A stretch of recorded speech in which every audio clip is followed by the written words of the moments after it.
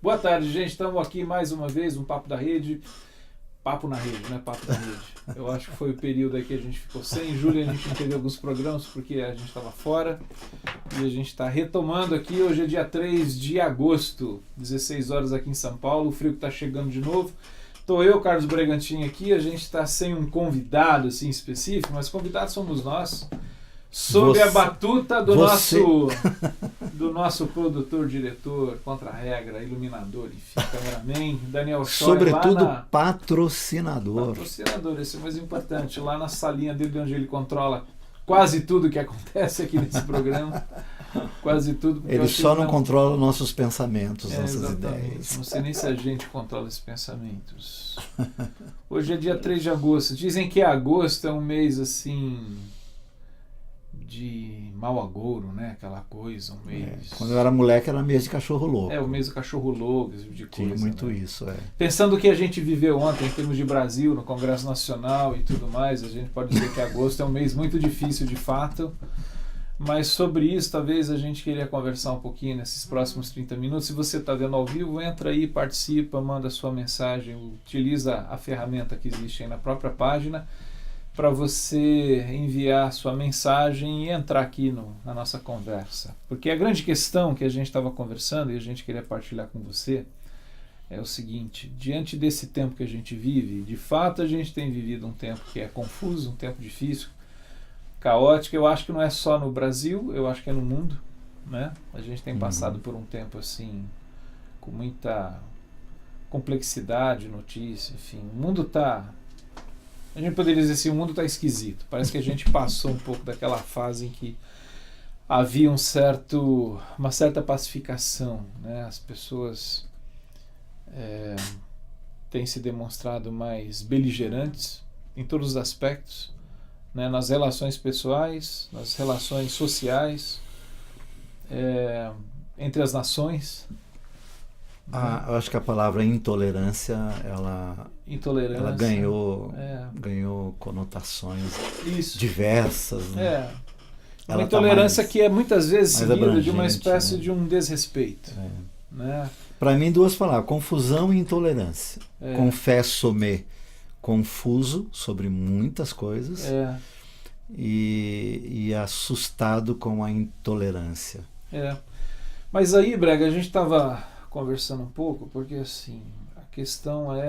Para que saibam, estávamos conversando um pouco desde a 1h da tarde, quando nós, depois de algumas semanas, paramos para almoçar, usando a sagrada mesa do almoço, para os sagrados papos e prosas. Para o sagrado cultivo da sagrada humanidade. Da sagrada humanidade. E amizade de tantos anos. Mas o que a gente estava considerando, e se você de novo estiver vendo, você entra aí na conversa. Manda um oi para nós. Que é o fato de que essa é a realidade do mundo em que a gente vive. Sim, quer dizer, a gente às vezes fica tentando enfeitar o pavão, né? E considerar assim, não, esse mundo ele é maravilhoso. A questão é que a gente vive num mundo complicado. Eu até achei interessante a brincadeira, estou supondo que é uma brincadeira, mas ela toca num aspecto sério que o nosso amigo Daniel Maia fez no Facebook. Não sei se foi ontem, mas acho que foi ontem que eu li, em que ele escreve um texto pequeno e em dado momento ele diz assim: aceita que dói menos, né? Quer dizer, o fato, talvez eu acho que é essa compreensão de que, cara, essa é a realidade da vida, um mundo de opressão, um mundo de injustiça, um mundo de coisas que não nos cabem bem, a gente percebe. Fora que se a gente faz um olhar mais cuidadoso e mais detalhado e atento ao nosso próprio coração, Carlos, eu acho que a gente vai encontrar essas mesmas coisas dentro de nós, né? Mas aí a gente ficou conversando como que a gente, como pessoas que se identificam como seguidores e seguidoras de Jesus de Nazaré, filhos do reino, como que a gente vivencia a realidade do Evangelho e do reino nesse contexto. E aí a gente lembrou de uma passagem lá do profeta Jeremias, que eu acho que uma das mais significativas para a gente nesse tempo, que está lá em Jeremias capítulo 29, quando Deus, através de Jeremias, ele diz ao povo que vivia não em Jerusalém, a sua terra com todo o significado dela, mas vivia na Babilônia e o que ela representava, que é justamente esse sentido do exílio, do afastamento do lugar de origem, desterro, né? O desterro, desinstalação. E para uma terra e para um contexto de opressão. Eram prisioneiros, foram arrancados. E tudo que a Babilônia representava nesse sentido. Tanto que ela vai ganhar essa mesma projeção em Apocalipse, né? Como um conjunto de forças que militam contra o reino e Cristo. Tão grave, né, que há quase que uma espécie de jargão, né? Isso aqui está uma Babilônia, né? Isso aqui está uma Babilônia. Do tipo, o que é uma Babilônia? Né? E quando você fala em confusão, é interessante que Babilônia vem lá daquela... Nos remete a Babel. Exato. Daquela confusão em que ninguém entende ninguém. Então, exato. Isso aqui está uma Babel. Né? Essa confusão. Essa é a ideia. Essa é a ideia. E que vai gerar, então, injustiça, sofrimento, morte e tudo que ela representa. Mas nesse meio, o que é surpreendente aqui em dado momento, Jeremias ele vem com uma mensagem do Senhor em que ele diz, eu até queria ler, que eu acho que é muito significativa, porque Deus fala para o povo através de Jeremias dizendo o seguinte, para aquele povo que vivia na Babilônia, construam casas e estabeleçam-se nelas, plantem pomares e comam os frutos que eles produzirem. Casem-se, tenham filhos, encontrem esposas para seus filhos e maridos para suas filhas, a fim de que vocês tenham muitos netos. Multipliquem-se, não diminuam. E aí o versículo 7, o capítulo 29 de Jeremias, eu acho que ele sintetiza bem o que Deus está querendo dizer, que ele fala assim, trabalhem pela paz e pela prosperidade da cidade, para a qual os deportei.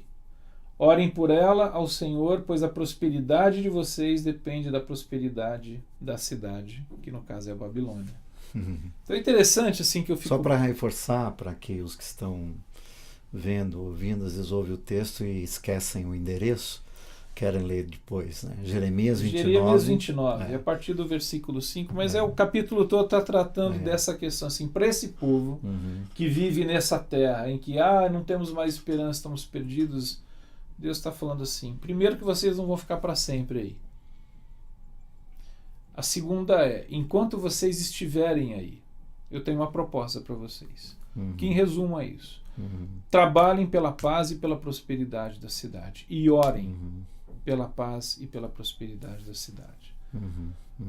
Então, e aí a gente ficou conversando sobre essa questão, Brega, o que significa, lendo e vendo acerca do que a gente vive hoje na nossa cidade, que é São Paulo, e que seja qualquer outra cidade, o nosso país, a nossa nação, que é o Brasil, com toda a complexidade e dificuldade que a gente vive, e o planeta, e o mundo que está tenso. Né? A gente vê sinais de tensão crescentes no horizonte. Né?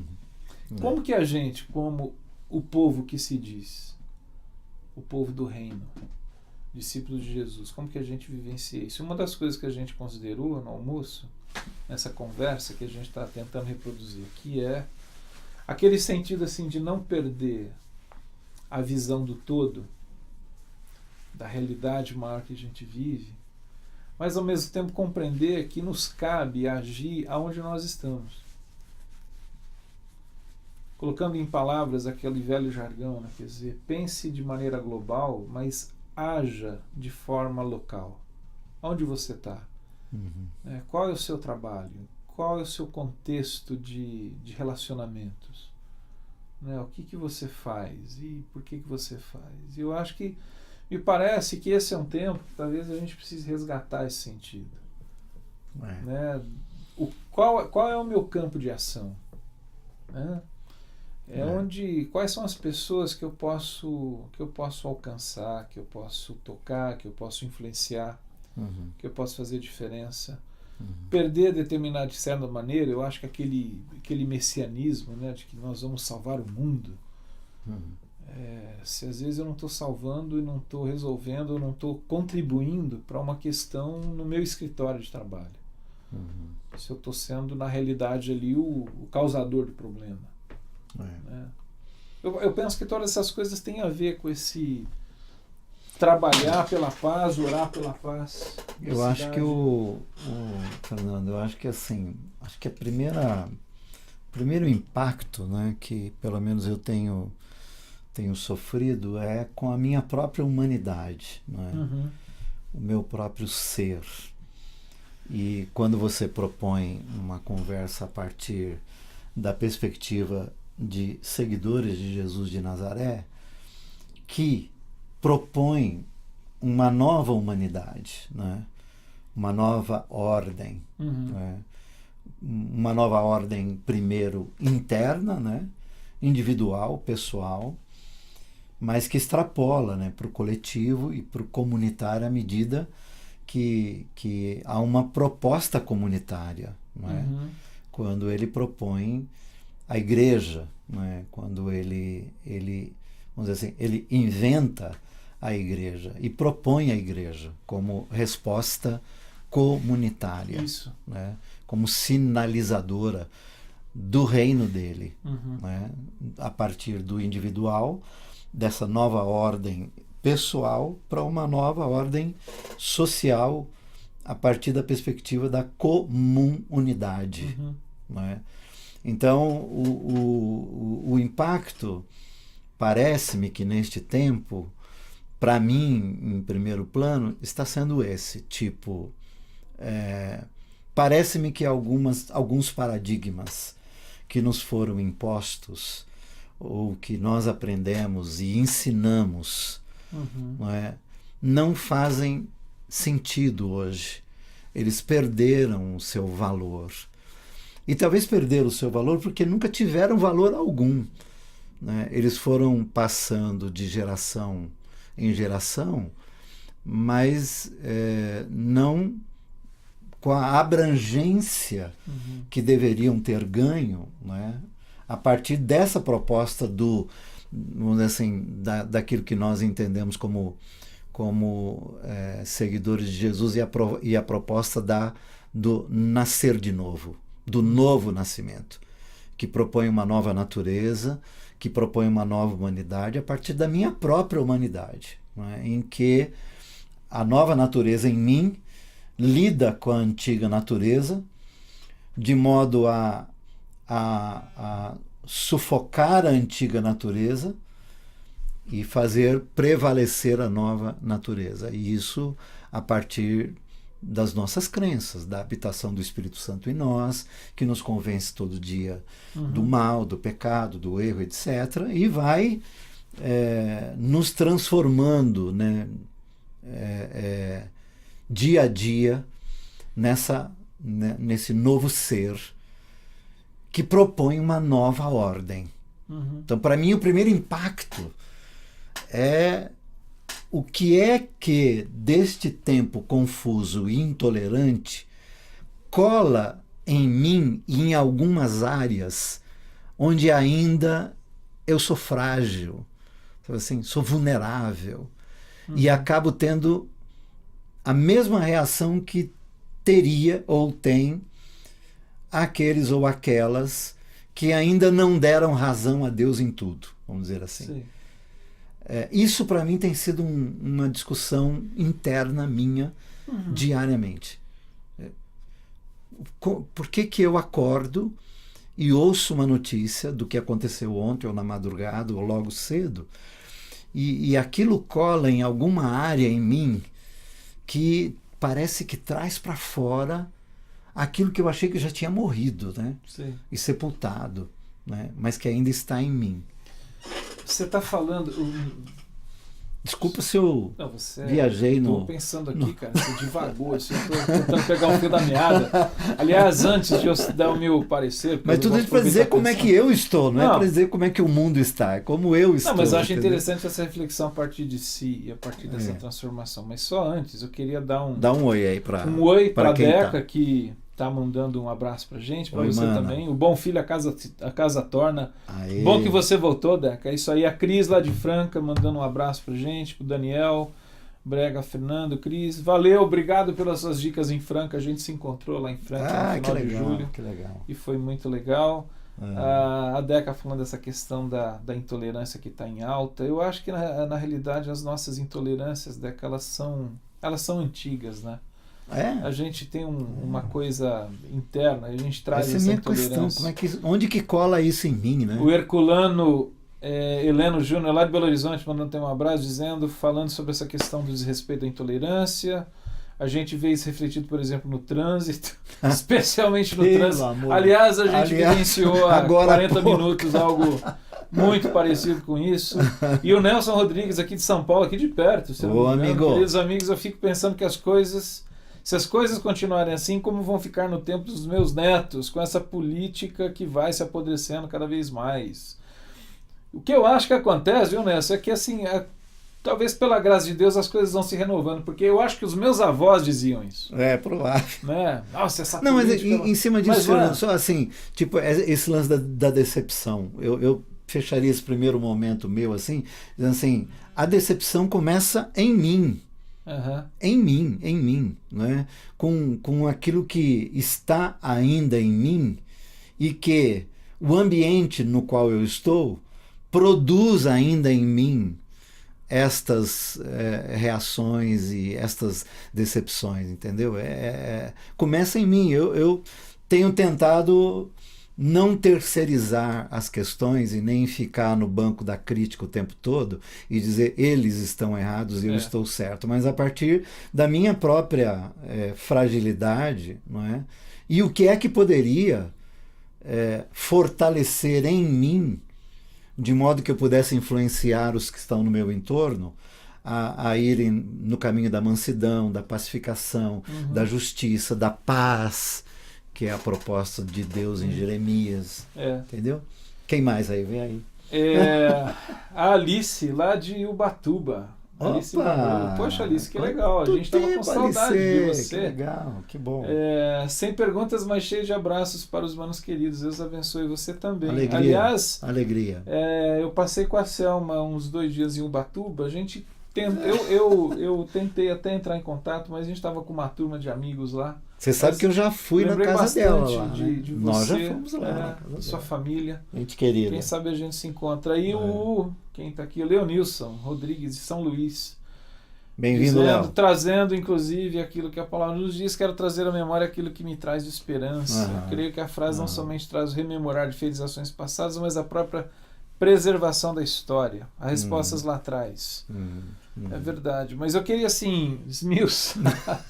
O Braga fez uma introdução aqui, mas você me remeteu, quando você falou isso, de 2 momentos. Um que eu estava conversando com os amigos ontem à noite, a partir de um salmo, que é o Salmo 46, que é aquele, o Senhor é o nosso refúgio e fortaleza. E aí, lá no versículo 10, Salmo 46, ele diz, aquietai-vos e sabei que eu sou Deus. Né? Então, a primeira coisa, a gente teve uma conversa, nada assim de grandes sacadas, mas uma percepção simples, né? De que é um lugar de refúgio, que é o Senhor. E que às vezes a gente, como esse povo, que é o povo do reino, a gente fica assim, nossa, meu Deus, e é verdade, que a gente tem muita razão para isso, mas o que o Salmo está dizendo é, o Senhor é nosso refúgio. Há um lugar para se esconder, há um lugar para encontrar segurança, e é o Senhor. Ao mesmo tempo que o Senhor diz assim, aquietai-vos e saber que eu sou Deus, do tipo, vocês não são Deus, quem é Deus nessa história? Só eu, então tranquilizem-se, aquietem-se. Então essa é a ideia. E a segunda coisa foi até uma conversa que a gente teve hoje lá na creche da Missão Sena, a partir daquele texto de Paulo no capítulo 12, quando ele fala, Carlos, de não vos conformeis com esse século, né? Não vos conformeis com esse mundo.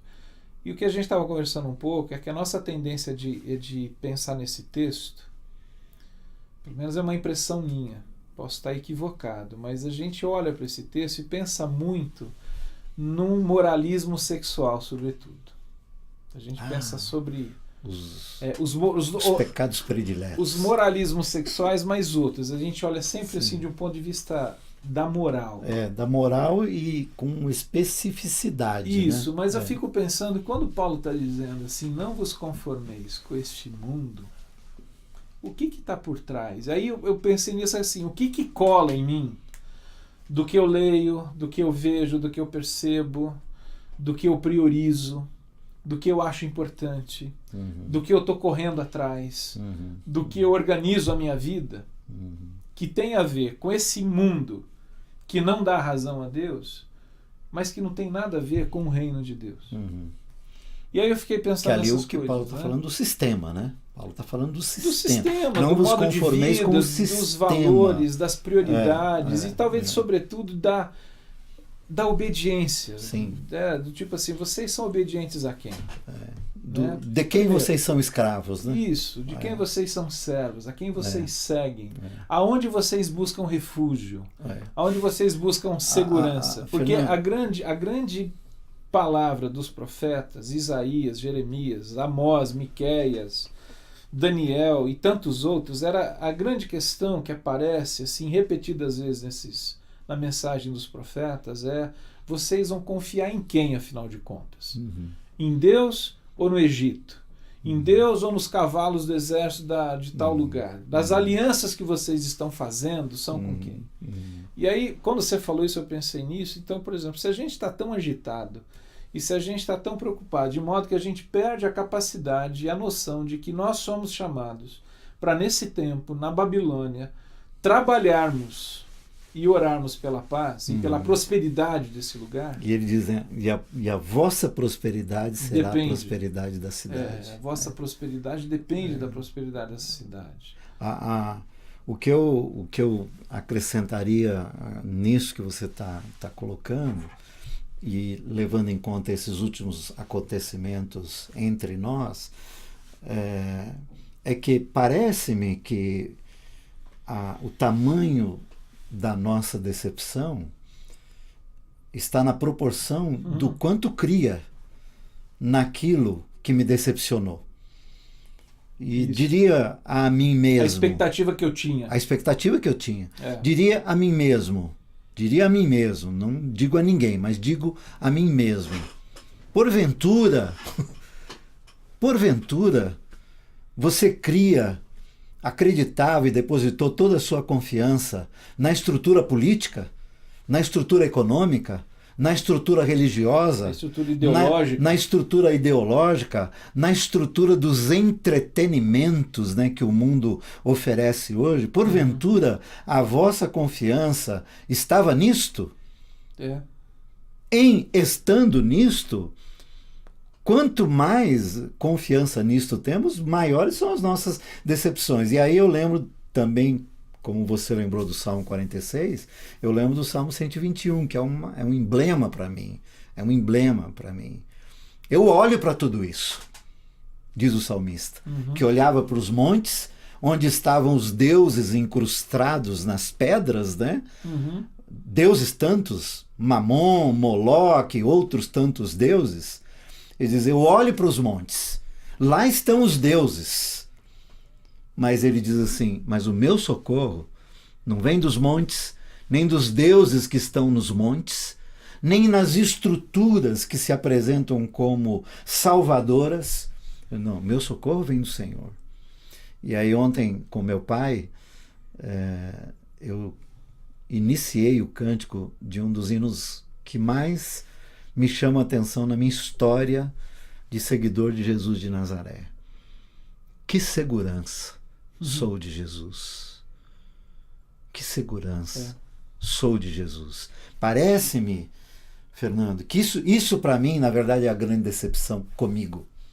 Comigo. Entendeu? Eu apostei nos cavalos do Egito. Pois é. E eles perderam a guerra. Pois é. Pode ser isso. E onde é que ficou? Onde é que está a fé que me mobilizou a cantar esse cântico, a declamar esse cântico, sabe assim? A expressar essa afirmação ao meu coração em tempos difíceis da minha vida, em que o meu socorro veio daquele que é, segundo o salmista, o meu quinhão, né? Minha porção, sabe assim?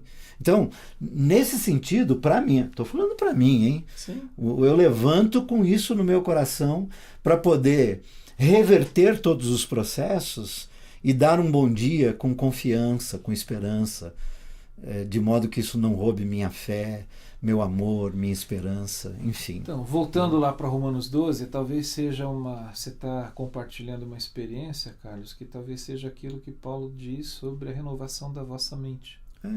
Para que vocês possam experimentar qual seja a boa, perfeita e agradável vontade de Deus. Então, interessante essa questão assim, do que aqui nós temos sido transformados, né? Sim. Eu acho que todo tempo a gente é. Não dá para dizer assim, não, eu não passo por transformação nenhuma, eu não mudei nada. Ninguém é capaz de dizer isso, né? Todo mundo passa por transformações, todo mundo muda. E nem isso é de um dia para o outro. Não, né? e não é, mas o fato é que acontece. A questão é de que maneira que isso está acontecendo. Gerando na gente, que tipo de transformação de mente a gente está vivenciando. Então, quando a gente pensa no que a gente tem conversado, de que há uma confusão, há uma intolerância generalizada, e eu acho que isso não é de hoje. Se alguém vier perguntar, eu gosto de pensar naquilo que acontece lá em Gênesis capítulo 4, quando o camarada, porque alguém pisou no seu pé, ele mata o sujeito. Né? O Caim e o Abel. A gente está falando há pouco tempo. Quer dizer, começa lá, né? Começa lá. Então, assim, essa nossa intolerância, ela vem de muito tempo. Ou começa antes lá no céu, né? Aí eu não sei. Daquele que é o pai de todas as rebeldias. Ó, mandando um abraço. Chegou mais aqui, alguém aí? Mandou, Gabriel aqui mandando um abraço, passando só para deixar um abraço. Então, um abraço dado para você. A Rose, lá de Petrolina, Pernambuco. Boa tarde a todos. Boa tarde para você, Rose. Obrigado pelo seu e-mail. Por você estar aí. O Sérgio Mingucci. Meu primo. Apenas para dar um oi especial pro meu primo. Meu primo. Pastor. Maravilha. Carlos Bragantino assistindo o programa. Saudade, aqui. enquanto Que legal. combinamos um café. Ele pulando de novo, falando aqui. Vocês não acham que a intolerância deveria ser convertida, não em intolerância, mas em aceitação?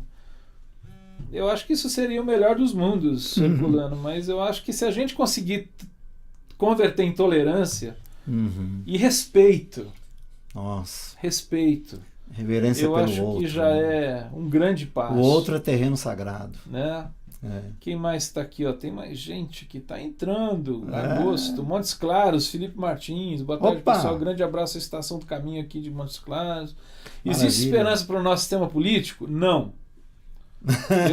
Não, existe esperança para o ser humano, né? Eu acho que a gente tinha que começar a trabalhar. Tem muito que o Bolsonaro seja a melhor saída, apesar das barbaridades que ele pensa e fala. Abraços de luz. Então, Felipe, eu acho o seguinte: o sistema político ele faz parte da nossa organização social, a maneira como é que a gente vive. Eu acho que a questão, assim, sistemas políticos existem, todos eles têm falhas, todos eles têm problemas, o nosso está muito deteriorado, mas o fato é que o sistema político, por ser uma construção humana, sobretudo no contexto em que a gente usa o sistema para disputar o poder e para saber quem é que manda e quem é que vai deter o poder, eu acho que o sistema político está fadado a ser um fracasso. E uma coisa que eu queria dizer, que eu estava lembrando enquanto você estava falando também dessa questão de que a gente vive um tempo difícil, não tão difícil como outras épocas, né? A gente já viveu, na história da humanidade, tempos muito difíceis. Eu acho que especialmente para o tempo do povo de Deus chamado Igreja de Jesus Cristo, foi o primeiro século em que João escreveu Apocalipse, né? A revelação que Deus deu a João. Porque o que eu lembrei de Apocalipse? Porque me parece, Carlos, que João escreve Apocalipse para mostrar para um povo que sofria muito. Era um tempo de perseguição, era um tempo provavelmente de Diocleciano, o imperador de Roma, que foi cruel. Para essa coisa assim, sem deixar de olhar para a realidade de vocês, mas não percam o olhar além. Há um Senhor. Há um Senhor que cuida, há um Senhor que está presente, há um Senhor que vê o sofrimento da igreja, que vê a angústia. Então, Apocalipse ele foi escrito, me parece, num tempo para dar esperança, orientação e força para um povo que teria todos os motivos para dizer assim: o mundo acabou. Né? Há um Senhor que reina, há um Senhor que é soberano, há alguém assentado no trono. E talvez seria interessante a gente fazer uma leitura de Apocalipse, não aquela que a gente fazia, naquela coisa de o fim do mundo está próximo. Dispensacionalista. Mas do resgate, da esperança e do senso de cuidado e de missão para a igreja, para esse tempo. Ali, na verdade, ali está o fim da história e de nos inserirmos no processo, né? Isso. Para, no fim da história, ter feito parte do processo, né? Daquilo que está sendo construído por aquele que é criador e criativo, né?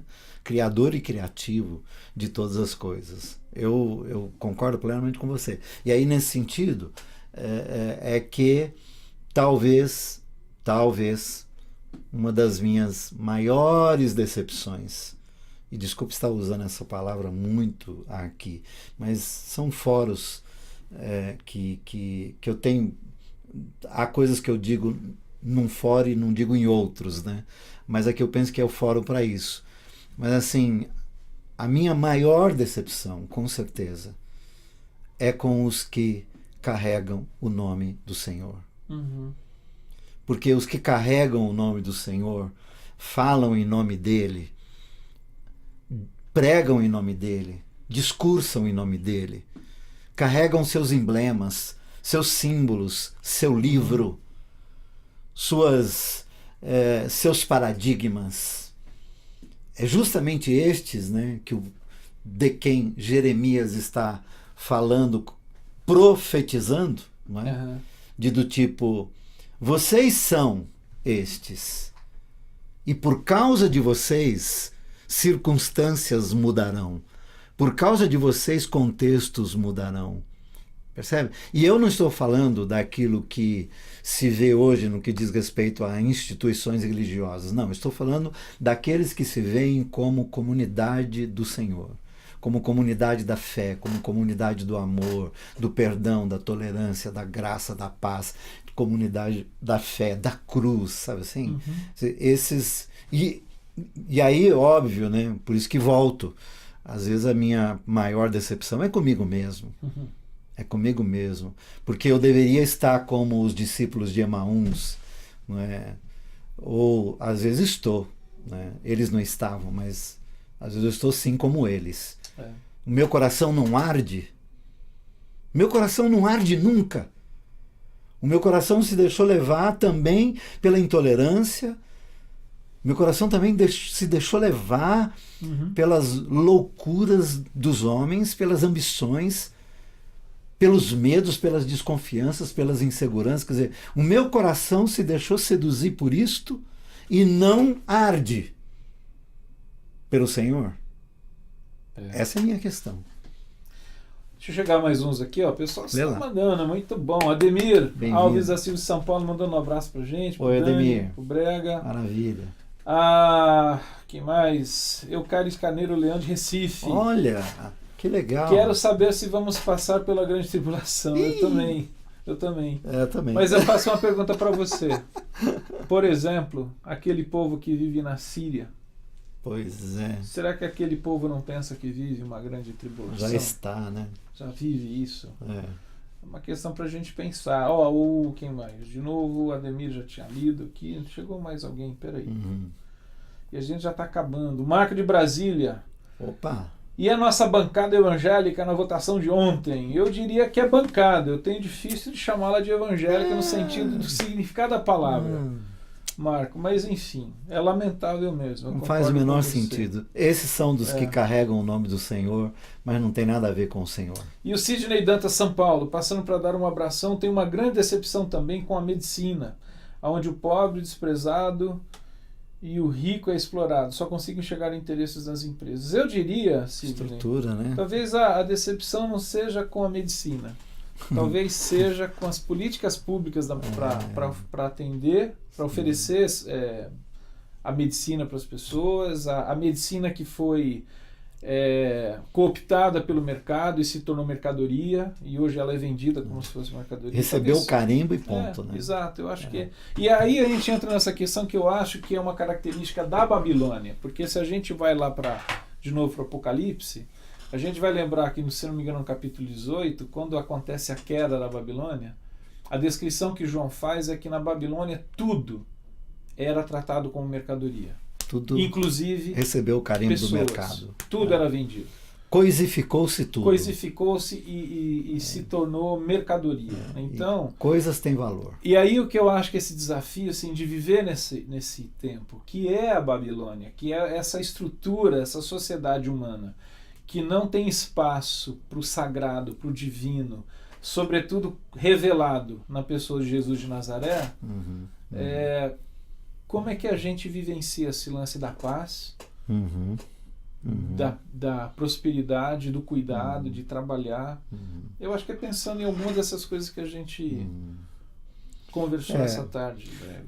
Esse é um desafio. Eu, da minha parte, a gente tem que fechar, até para ser respeitoso e reverente com o que propomos nesse sentido, mas eu diria a mim mesmo e àqueles que ouvem e que estão aqui por conta de quererem saber de nós algumas coisas, eu diria assim, por o nosso socorro vir do Senhor e não de nenhuma estrutura e de nenhuma instituição, não é? Que estas não nos roube a fé para cada dia, a esperança para cada dia, o amor para cada dia, e a nossa capacidade de sonhar, e a nossa capacidade de, a partir de nossas habilidades e recursos internos, sermos agentes